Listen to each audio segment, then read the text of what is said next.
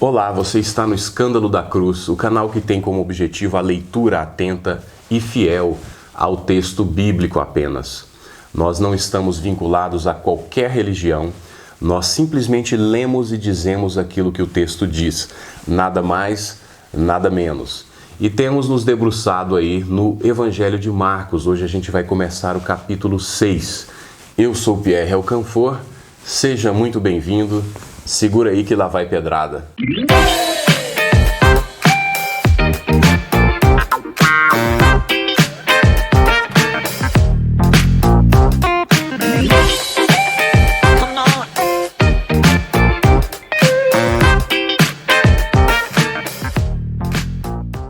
Iniciando o texto de hoje, Marcos capítulo 6, a partir do verso 1.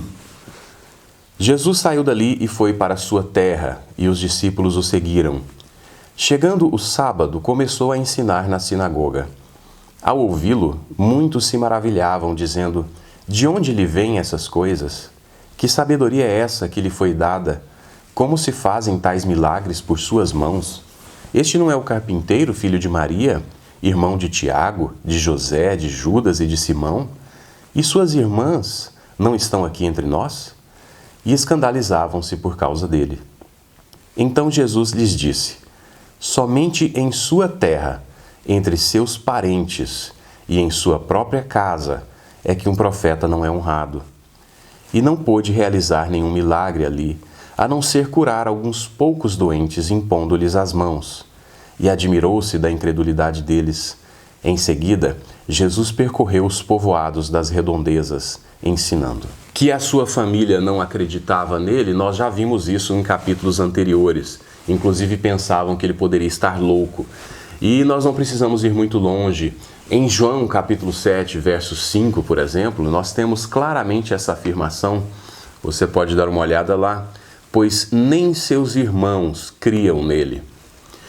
Essa situação se altera após a ressurreição, onde vemos então os irmãos de Jesus e a mãe de Jesus se dedicando à fé no Messias. Então você pode ver isso lá em Atos capítulo 1, verso 14. E unidos todos se dedicavam à oração, juntamente com as mulheres, com Maria, mãe de Jesus, e com os irmãos dele. O que fez esse pessoal mudar de ideia? O que fez os irmãos de Jesus saírem de uma incredulidade, inclusive de uma desconfiança de que Jesus pudesse estar louco, para uma fé dedicada?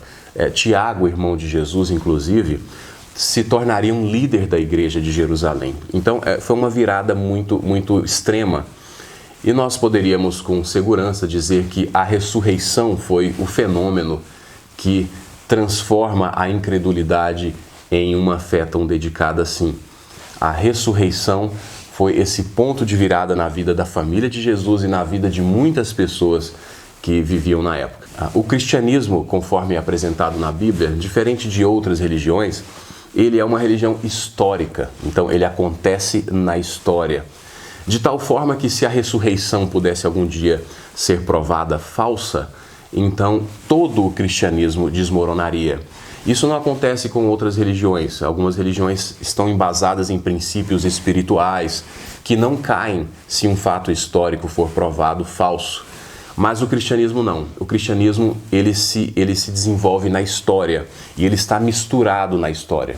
Se Cristo não ressuscitou, absolutamente nada do que dissemos até aqui tem qualquer valor. E você pode simplesmente jogar a Bíblia fora e esquecer completamente tudo que foi dito ali. Outro aspecto interessante aqui dessa passagem que lemos até agora é que é muito difícil, com o texto bíblico em mãos, dizer que Jesus não teve irmãos e não teve irmãs. Ou seja, é muito difícil dizer que Maria não teve outros filhos.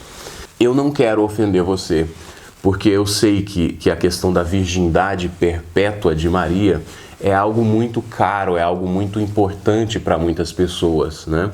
Eu apenas estou dizendo que, tendo o texto bíblico em mãos, e somente o texto bíblico, despido de tradições, de interpretações, de documentos posteriores de pessoas importantes nessa ou naquela religião, se tirarmos toda a tradição e ficarmos com o texto nu, o texto cru diante de nós, é muito difícil, eu diria até mesmo impossível, dizer que Maria não teve outros filhos. Eu já vi pessoas tentando usar alguns argumentos para contornar esse fato. E um deles é que no hebraico, primo e irmão não são assim muito bem distintos. Então você tem primo e irmão sendo tratados como parentes de uma forma geral. Isso no hebraico é verdade. O problema é que o Novo Testamento foi escrito em grego e não em hebraico. E no grego você tem uma clara distinção entre irmão e primo. Você tem adélfos e você tem anépsios. Então o escritor bíblico pode lançar mão de um ou outro para expressar aquilo que ele precisa relatar.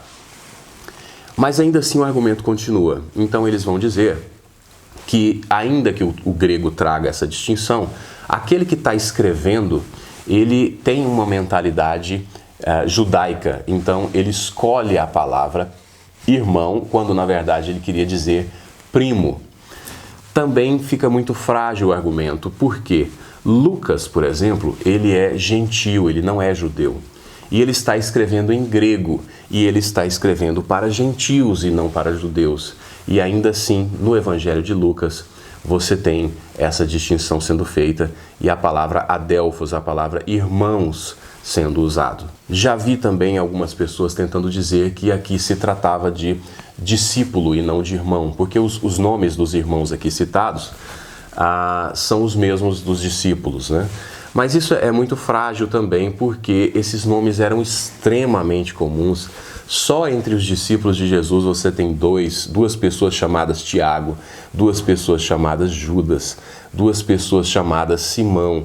Então, são nomes extremamente populares, comuns, e por isso não é nenhuma grave coincidência que esses nomes sejam iguais aos nomes que os apóstolos tinham. Eu acredito que todo esse esforço, né, a premissa sobre a qual todo esse esforço de afirmar a virgindade perpétua de Maria esteja talvez em nossa cultura, que vê o sexo como algo mau, como algo ruim, como algo diabólico, né? Quando na verdade a Bíblia trata o sexo como uma criação de Deus. E foi na verdade o primeiro mandamento que o homem recebeu, foi frutificai-vos, multiplicai-vos, e só tem uma maneira de fazer isso. Então o sexo não é mau, o sexo não é do diabo, o sexo é algo criado por Deus e ele é bom. É assim que a Bíblia trata o sexo. Então, não teria nenhum problema se Maria tivesse tido uma vida conjugal normal com o seu marido. Isso não diminuiria a figura de Maria. Mas, como eu disse, eu respeito a sua posição. Eu apenas estou com o desafio de dizer aquilo que o texto diz sem tradição. E é o que nós estamos fazendo aqui. Outro aspecto muito interessante desse trechinho que lemos é a questão da familiaridade. Em um desses comentários do Evangelho de Marcos, infelizmente eu não me lembro qual, foi citado um ditado, que eu imagino que seja um ditado popular, que diz o seguinte: a familiaridade gera o desdém. Isso é muito verdade, é uma questão da psicologia muito curiosa. Quando você conhece uma pessoa, conviveu com ela, você tem certa dificuldade em reconhecer o talento dessa pessoa, você tem dificuldade em reconhecer o sucesso dessa pessoa. Então, aqui está acontecendo a mesma coisa. Pessoas que cresceram com ele, que conheciam seus irmãos, não aceitavam o fato de que ele era alguém assim tão especial. Nós deixamos esse papel de pessoas especiais para aqueles que estão longe e, de preferência, para aqueles que já morreram. Então não é à toa que muitos escritores não foram reconhecidos na sua época, mas depois que eles morrem, por acaso, eles se tornam pessoas muito importantes, o mais importante escritor que já existiu naquela cidade, qualquer coisa assim. Então Jesus realmente não foi honrado na sua terra, pela sua família e pelos seus conterrâneos. Quando lemos que Jesus não pôde realizar muitos milagres ali, a gente tem que tomar cuidado. A questão não é que Deus não pode realizar milagres, não pode realizar sinais e maravilhas se as pessoas não creem nele. A questão é que Deus, em sua soberania, escolheu realizar sinais e milagres, muito frequentemente, em resposta à fé, mas nem sempre. Existem situações na Bíblia, e eu quero mostrar pelo menos uma para você, onde a fé não é um obstáculo para que Cristo realize ali os seus milagres. Eu quero te levar a uma passagem muito interessante que está lá em João, capítulo 5, nós vamos ler dos versos 2 a 9. Em Jerusalém, perto da Porta das Ovelhas, há um tanque, chamado Betesda, na língua dos hebreus, o qual tem 5 pórticos. Neles ficava deitada uma grande multidão de doentes, cegos, mancos e paralíticos, esperando o movimento da água, pois um anjo do Senhor descia de tempos em tempos ao tanque e agitava a água. Então o primeiro que ali entrasse depois do movimento da água sarava de qualquer doença. Estava ali um homem enfermo havia 38 anos. Vendo-o deitado e sabendo que vivia assim havia muito tempo, Jesus lhe perguntou: "Queres ser curado?" O enfermo lhe respondeu: "Senhor, não há ninguém que me ponha no tanque quando a água é agitada. Por isso, enquanto eu vou, outro desce antes de mim." E Jesus lhe disse: "Levanta-te, pega a tua maca e anda." Imediatamente o homem ficou curado e, pegando a maca, começou a andar. E aquele dia era sábado. Bom, aqui nós temos um homem que não conhece Jesus. Se você continuar lendo, você vai ver que ele não sabia nem quem Jesus era. Ele começa a dizer: o homem que me curou me pediu para levantar e pegar a maca. Ele não sabia nem quem Jesus era. Então ele não tinha como depositar a sua fé em Cristo. Ele estava preocupado em alcançar a água. Aqui não vem ao caso se isso era uma crendice popular, se um anjo de fato descia e agitava as águas, isso não vem ao caso. A questão é que ele estava depositando toda a sua fé na aguinha agitada pelo anjo. Ele não sabia quem Jesus era. E ainda assim Jesus pode dizer: "Levanta-te, pega a tua maca e vai." Ele cura o homem sem fé. Por que eu estou dizendo isso? Porque sim, Deus cura frequentemente e na maioria das vezes, como regra, em resposta à fé. Nós já vimos isso. Mas nós não podemos ser taxativos e colocar limites onde não há limites, porque Deus é soberano e Ele age da forma que Ele quiser. Existem pessoas que são curadas sem fé e existem pessoas com fé que não alcançam a cura. Mas sim, via de regra, o que vemos na Bíblia são pessoas sendo curadas em resposta à fé. Esse capítulo é um contraste com o capítulo anterior. O capítulo anterior foi um desfile de pessoas que criam com todas as forças, pessoas que acreditavam em Jesus de uma forma impactante. A mulher com fluxo, Jairo. E aqui nós temos pessoas incrédulas e Jesus se admira dessa incredulidade. Vamos seguir então. A partir do verso 7. E chamando a si os 12, começou a enviá-los em duplas e deu-lhes poder sobre os espíritos impuros. Também ordenou-lhes que não levassem nada para a viagem, a não ser um bordão, nem pão, nem bolsa de viagem, nem dinheiro no cinto, mas que fossem calçados de sandálias, não vestissem 2 túnicas. Disse-lhes ainda: onde quer que entrardes numa casa, ficai nela até partir do lugar. E se em algum lugar não vos receberem, nem vos ouvirem, ao sair de lá, sacudi o pó debaixo dos vossos pés, em testemunho contra eles. Então eles foram e pregaram ao povo que se arrependesse, expulsavam muitos demônios, ungiam muitos doentes com óleo e os curavam. O pessoal da Biblioteca Bíblica fez um comentário muito interessante. Eles disseram que essa questão de Jesus enviar de 2 em 2, né? E que esse trabalho em duplas, ele realmente gera comunhão, ele gera encorajamento em momentos difíceis, ele também gera uma prestação de contas correta, porque você tem uma pessoa testemunhando tudo que o outro faz, e você tem um testemunho correto quando eles vão ali relatar o que aconteceu, você tem ali 2 pessoas relatando a mesma coisa. Então, esse aspecto do ir de 2 em 2 é muito produtivo e eu acredito que deveria ser levado em consideração ainda hoje, sobretudo nos trabalhos de visitação, né? Quando você vai visitar casa de pessoas, orar pelas pessoas, é sempre bom você ter alguém ali para evitar qualquer tipo de problema. O espírito que deve mover esse missionário, esse evangelista, essa pessoa que vai proclamar o evangelho, deve ser o mesmo que nós já comentamos, o mesmo espírito que moveu João Batista a dizer que ele cresça e eu diminua. Essa deve ser a perspectiva daquele que leva o evangelho. A mensagem não é minha, o poder não é meu, eu não sou especial para fazer isso, mas Deus em sua misericórdia me dá a chance de proclamar o evangelho. Então eu vou nesse espírito de humildade, eu vou com o mínimo de coisas possível e o meu foco é Deus. O meu foco é engrandecer o nome de Cristo e mais nada. Aqui também vemos o juízo sendo mais grave sobre aqueles que ouviram o Evangelho. Essa é uma verdade incontornável, né? Então, aqueles que ouviram o Evangelho, aqueles que tiveram contato com o Evangelho, de acordo com Jesus, eles são julgados com mais rigor. Perceba que Jesus aqui não atua de acordo com a etiqueta moderna. Ele não diz, bom, se a pessoa não acreditar no que você está dizendo, tudo bem, porque as pessoas são diferentes, cada um acredita em uma coisa. Existe a diversidade, então tudo bem, se você pregar o Evangelho e a pessoa não acreditar, for contra o Evangelho, tudo bem, né? Vamos respeitar a diversidade. Essa seria uma postura esperada para os dias de hoje, mas mais uma vez, sendo fiel ao texto, essa não é a postura de Jesus. Jesus diz, inclusive, que aquele que escutou e negou será julgado com mais rigor. Na perspectiva de Cristo, existe um Evangelho a ser proclamado e ponto. Não há concessão. Vamos analisar um pouquinho essa questão do óleo.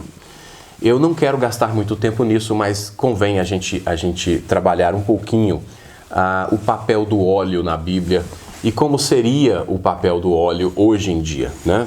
Você tem aí 2 ou 3 passagens no Novo Testamento em que essa questão do óleo entra em cena. Então, de um lado, você tem esses exegetas, esses estudiosos bíblicos, alguns teólogos que entendem que o óleo, naquela época, tinha um papel medicinal. Tanto é que toda vez que o óleo é citado, ele está relacionado à enfermidade no Novo Testamento. Então, segundo eles, seria mais ou menos assim: eu oro e passo um remédio. Eu estou preocupado com a vida espiritual, mas também com a saúde física da pessoa. Essa é a ideia que eles tentam passar. Sendo assim, então não haveria mais necessidade de se passar, de ungir com óleo, porque o óleo, sendo apenas um recurso medicinal, hoje nós teríamos melhores remédios, né? Esse seria um extremo. O outro extremo seria o que a gente assiste aí na TV, em algumas igrejas, que o abuso do óleo. A pessoa vai entrar na igreja, já leva uma untada na testa, né? Então tem a unção da aliança, a unção da chave do carro, a unção do travesseiro, e passa óleo para todo lado. Então existe esse abuso do lado de lá. Eu acredito que a melhor postura em relação ao óleo seja aquela defendida pelo professor Augusto Nicodemos, bem como outros teólogos reformados, que é a seguinte: vamos nos ater ao exemplo do Novo Testamento. Vamos fazer aquilo que o Novo Testamento descreveu sempre que o óleo apareceu em cena. Estamos falando do Novo Testamento, porque no Antigo Testamento, sim, o óleo tinha uma outra função. No Antigo Testamento, o óleo consagrava utensílios, objetos do templo, né? Separava esses objetos para o uso exclusivo do serviço a Deus. Então você tem também consagração de pessoas no Antigo Testamento. Reis, juízes, profetas, eles eram ungidos, separados, consagrados para realizar o seu ministério. No Novo Testamento nós não vemos isso acontecer. No Novo Testamento não se consagra, não se unge pessoas para ministérios. Quando se vai consagrar pessoas no Novo Testamento, isso é feito apenas com a imposição de mãos. Então, tudo leva a crer que a unção com óleo foi substituída pela imposição de mãos apenas.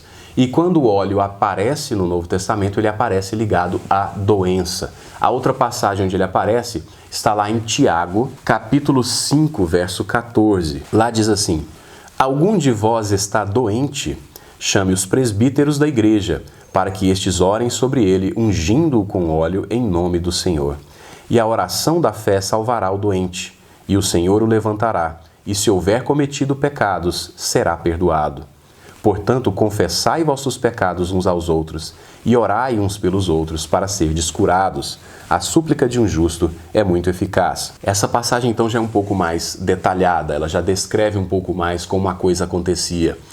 Então, o que você tem aqui é uma pessoa doente, que chama os presbíteros oram com ela, em algum momento ela confessa os seus pecados, caso a doença possa estar relacionada a algum pecado que ela tenha cometido. Isso nem sempre acontece, nós já vimos, mas pode acontecer.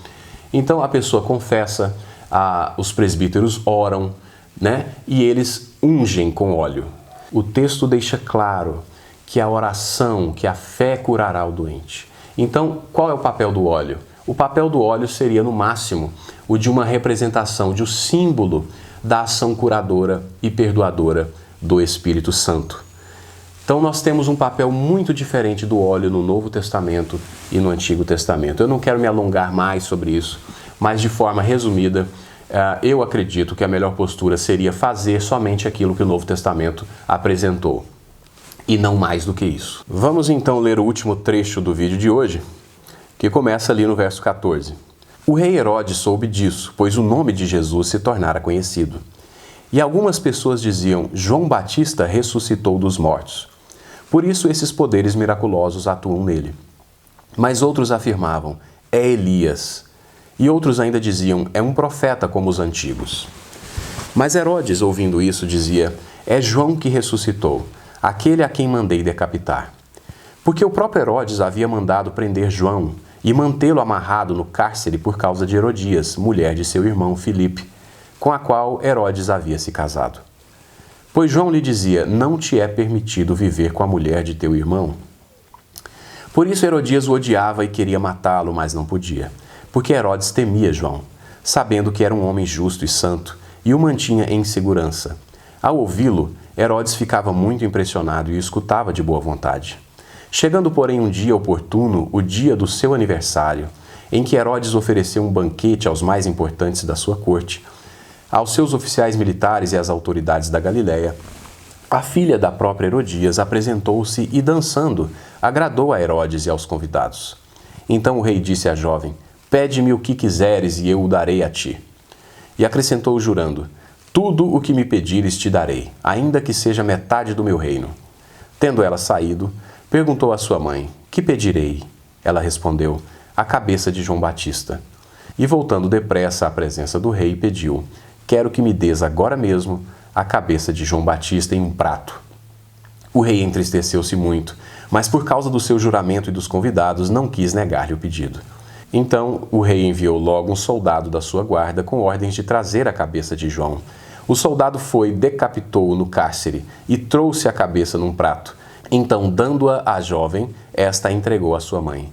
Quando os discípulos de João ouviram isso, vieram, levaram o corpo e o puseram numa sepultura. Agora chegou aquele momento da gente tratar essa questão de Elias. Da primeira vez que o nome Elias apareceu, eu deixei para uma outra oportunidade, eu não sei se você se lembra.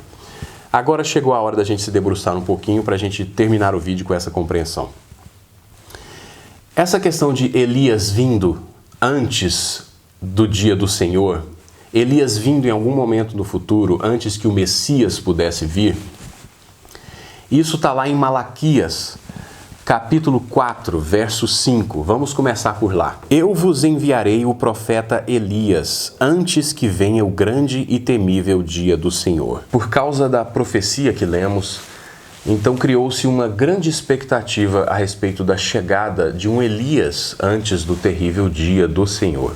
Esse terrível dia do Senhor aponta para esse aspecto escatológico, esse aspecto do fim dos tempos, sobre o qual nós já falamos.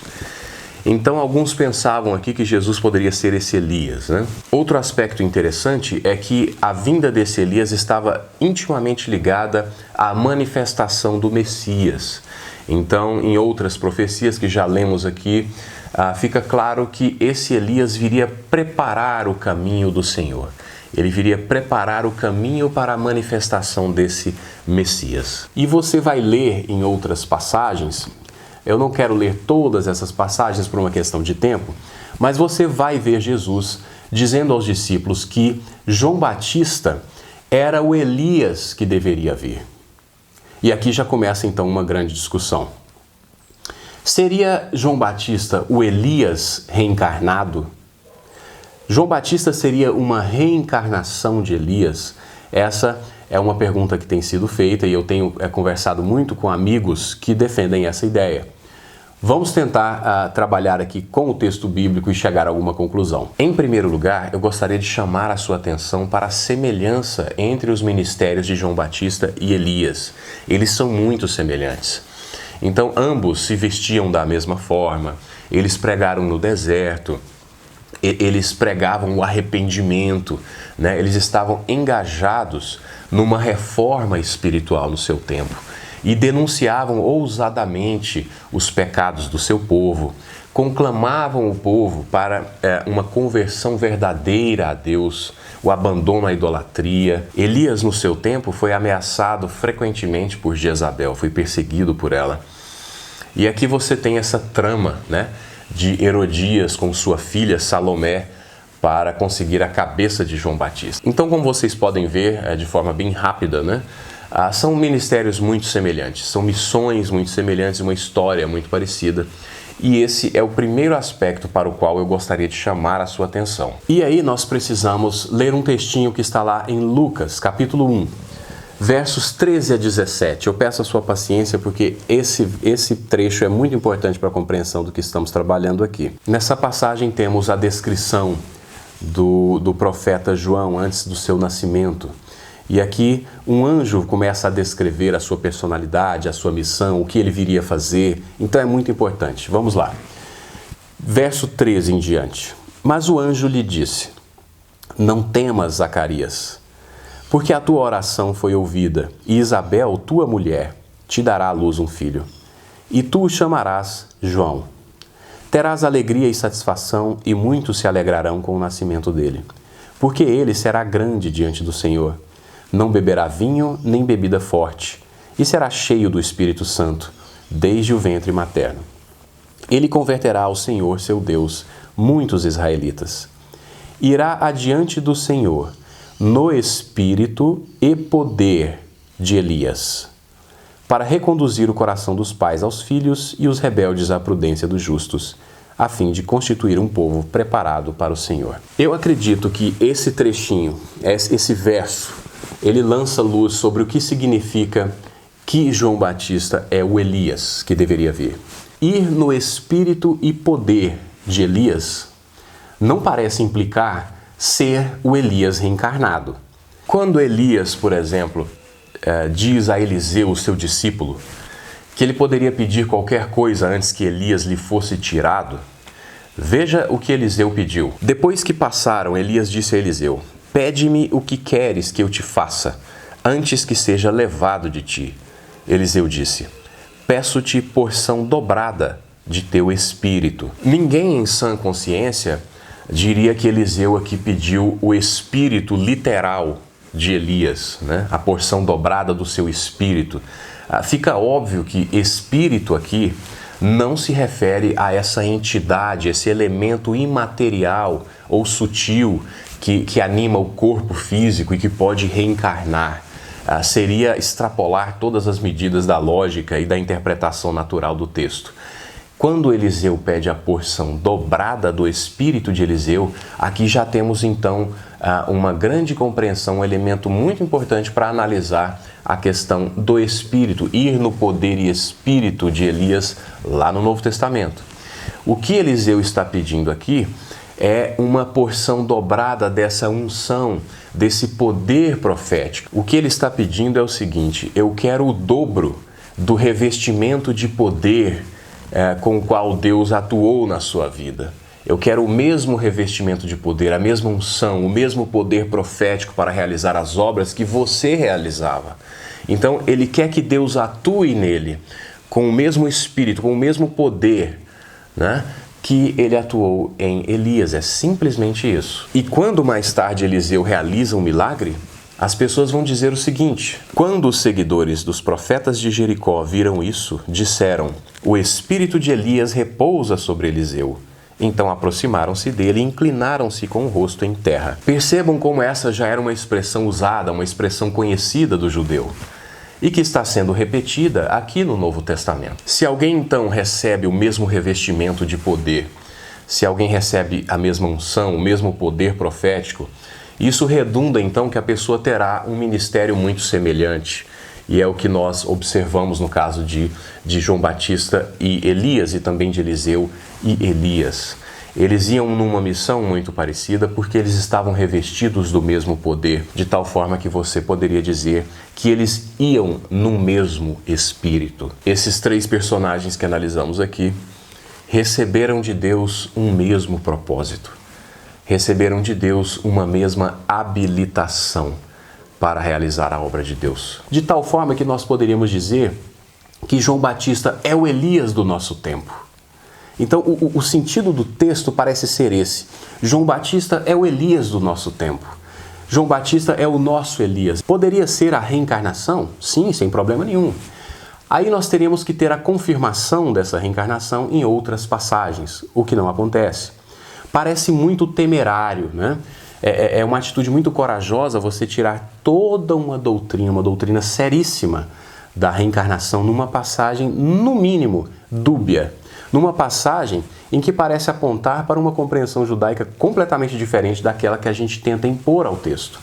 Ler que alguém vai no espírito e poder de alguém e transformar isso na doutrina da reencarnação, quando o texto parece simplesmente apontar ir no mesmo ministério, ir no mesmo poder profético, ir realizando as mesmas coisas, sendo o Elias do nosso tempo, e você negar essa interpretação e assumir uma muito mais complexa, dizendo que aqui então o João Batista é a reencarnação de Elias, sem ter confirmação disso no resto do texto bíblico, parece muito temerário. Nós não vemos essa confirmação em outras passagens. Na verdade, a gente vê até passagens contrárias a essa interpretação, e eu vou ler só uma com vocês. Em Hebreus 9, 27, temos essa famosa passagem em que diz o seguinte: e como está ordenado aos homens morrerem uma só vez, vindo depois o juízo, e o texto continua. Assim também Cristo, oferecendo-se uma só vez para levar os pecados de muitos, aparecerá a segunda vez, não por causa do pecado, mas para a salvação dos que esperam por ele. Então, ao contrário de termos confirmação, nós temos uma oposição a essa interpretação. Mais uma vez eu quero deixar claro que eu não teria problema nenhum se João Batista fosse a reencarnação de Elias e a reencarnação fosse uma realidade tratada na Bíblia, sem problemas nenhum. A questão é que a reencarnação não é tratada na Bíblia. Você vai ter que tirar a reencarnação de passagens dúbias, de passagens confusas, e vai ter que enfiar uma interpretação que o texto não parece suportar. Você não tem nenhuma passagem sequer que diz expressamente, abertamente, de forma clara, sobre a reencarnação, que trabalha a reencarnação de forma aberta. Então, se você acredita na reencarnação, tudo bem, não estou aqui para julgar você. Eu só quero te dizer que você deve acreditar na reencarnação por outros motivos, mas não porque você encontrou na Bíblia uma base segura para isso. Você pode imaginar, e eu já ouvi isso, que, na verdade, Jesus não trabalhou a reencarnação na Bíblia porque as pessoas não podiam suportá-la, né? As pessoas não tinham maturidade espiritual naquela época para entender, para compreender a reencarnação. Esse é um argumento extremamente frágil. A reencarnação já era trabalhada nos povos antigos. O Egito trabalhava a reencarnação de forma clara, aberta, né? Os gregos, na época dos gregos, você tinha o orfismo, que trabalhava com a reencarnação era o centro da religião. Você tinha o platonismo também adotava a reencarnação de forma aberta. Mais à frente, né, um pouco depois, você vai ter o neoplatonismo, que também trabalha com a reencarnação. Você tem todos os povos do Oriente trabalhando com a reencarnação. E os judeus tiveram contato com os egípcios, tiveram contato com os gregos, eles estavam imersos nessa cultura. Então não faz o menor sentido você dizer que os povos da época não poderiam compreender, não tinham maturidade, porque eles já trabalhavam tranquilamente com a questão da reencarnação. E de uma forma ainda mais profunda, acredito eu, do que a que é trabalhada hoje. Hoje nós bebemos na fonte dessas pessoas, né? Até hoje nós estamos tentando entender os filósofos, e eles são a base da nossa política, da nossa cultura, da nossa arte. Então dizer que esse pessoal não tinha condição de entender é muito audacioso, apresenta até um certo orgulho, né, que não faz o menor sentido do ponto de vista histórico. Mas para que a gente então encerre essa questão, eu vou ler o que o próprio João Batista respondeu quando fizeram essa pergunta para ele, né? Nada mais interessante do que o próprio João Batista responder. Por quê? Porque João Batista, segundo Jesus, foi o maior entre os nascidos de mulher. É uma afirmação muito forte que vem do próprio Cristo. João Batista, segundo Jesus, foi o maior dentre os nascidos de mulher. Então, uma pessoa de uma envergadura espiritual tamanha, né, que curiosamente recebeu essa pergunta que nós estamos fazendo. A pergunta se ele era Elias. E vamos ver o que ele responde. Em João capítulo 1, logo no comecinho do Evangelho de João, essa questão já é tratada. E lá no verso 21, nós lemos o seguinte: E perguntaram-lhe, então quem és tu? És Elias? Ele respondeu, não sou. Tu és o profeta? Insistiram, né? E ele respondeu, não. E perguntaram-lhe de novo, quem és tu? Precisamos responder aos que nos enviaram. O que dizes a respeito de ti mesmo? E ele respondeu, citando o profeta Isaías, eu sou a voz do que clama no deserto. Endireitai o caminho do Senhor. Então, diante dessas duas possibilidades, João Batista é o Elias reencarnado. É uma possibilidade? É uma possibilidade interpretativa. E a outra possibilidade seria, não, João Batista simplesmente vai no espírito e poder de Elias. Isso significa ser o Elias, ok? Como que a gente faz uma escolha entre essas duas? Tendo outros elementos para a gente julgar. Então, quando a gente pega toda a Bíblia, a gente vê que há uma interpretação contrária à reencarnação.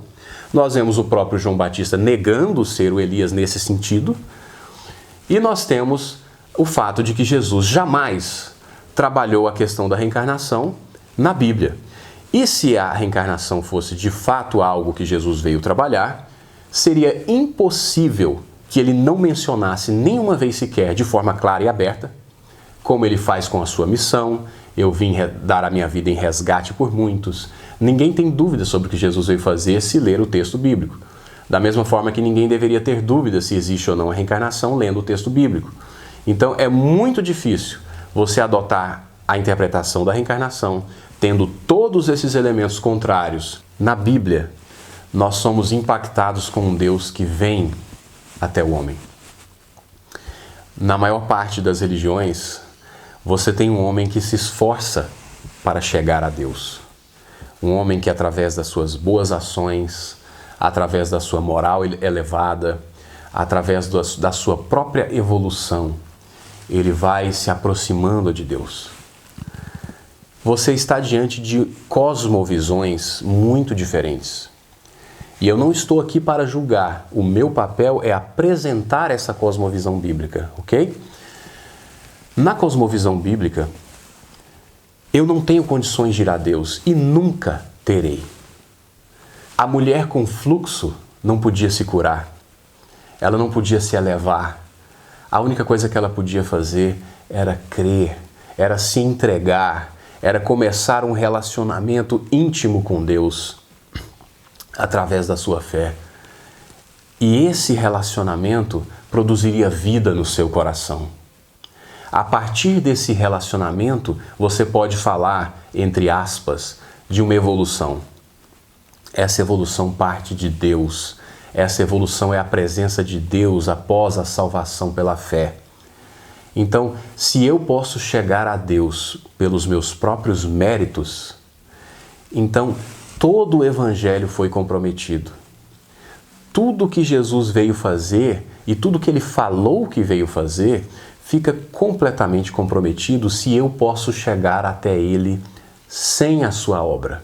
Estando abrigados em Cristo, nós recebemos dele esse fluxo de vida. Nós recebemos dele a salvação. E nós recebemos dele essa evolução, se você quiser chamar assim. Tudo flui dele, né? A Bíblia vai tratar isso como a santificação. Então, a partir dessa salvação, desse relacionamento com Cristo, as coisas começam a mudar por causa de Cristo. Nós vamos recebendo esse influxo de vida de Cristo. Não porque nós nos elevamos, mas porque nós estamos em Cristo. E eu vou fechar com um verso em que o próprio Cristo diz isso, para você não entender que eu estou interpretando de acordo com a minha visão, ok? Então eu termino esse vídeo lendo esse verso. Foi um prazer gastar mais esse tempinho com vocês. No próximo vídeo eu concluo o capítulo 6. Fiquem com Deus. Permanecei em mim e eu permanecerei em vós. O ramo não pode dar fruto por si mesmo, se não permanecer na videira. Assim também vós, se não permanecerdes em mim. Eu sou a videira, vós sois os ramos. Quem permanece em mim e eu nele, esse dá muito fruto, porque sem mim nada podeis fazer.